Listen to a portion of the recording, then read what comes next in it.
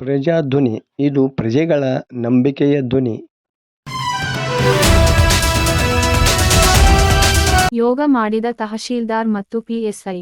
ಅಂತಾರಾಷ್ಟ್ರೀಯ ಯೋಗ ದಿನಾಚರಣೆ ಅಂಗವಾಗಿ ಶುಕ್ರವಾರ ಲಕ್ಷ್ಮೇಶ್ವರದ ತಾಯಿ ಪಾರ್ವತಿ ಮಕ್ಕಳ ಬಳಗದ ಶಾಲಾವರಣದಲ್ಲಿ ನಡೆದ ಯೋಗ ಶಿಬಿರದಲ್ಲಿ ತಹಶೀಲ್ದಾರ ವಾಸುದೇವಸ್ವಾಮಿ, ಪಿಎಸ್ಸಿ ಈರಪ್ಪ ರಿತ್ತಿ ಸಾರ್ವಜನಿಕರೊಂದಿಗೆ ಯೋಗ ಮಾಡಿದರು. ಈ ಸಂದರ್ಭದಲ್ಲಿ ಯೋಗದ ಕುರಿತು ಮಾತನಾಡಿದರು.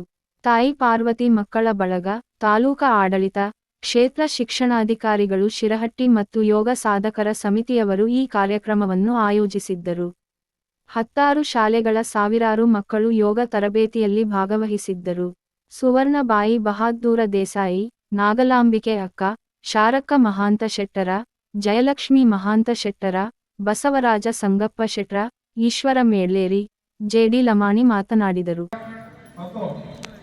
ಶ್ರೀ ತಾಯಿ ಪಾರ್ವತಿ ಮಕ್ಕಳ ಬಳಗ ಆಡಳಿತ ಮಂಡಳಿ ಹಾಗೂ ಸರ್ವ ಶಿಕ್ಷಕರಿಂದ ಅಷ್ಟೇ ಅಲ್ಲದೆ ನಮ್ಮ ತಾಲೂಕಿನ ವಿವಿಧ ಇಲಾಖೆಗಳಿಂದ ಬಂದಿರತಕ್ಕಂಥ ಅಧಿಕಾರಿಗಳಿರ್ಬೋದು, ಸಿಬ್ಬಂದಿಗಳು ಮತ್ತು ಸಾರ್ವಜನಿಕರು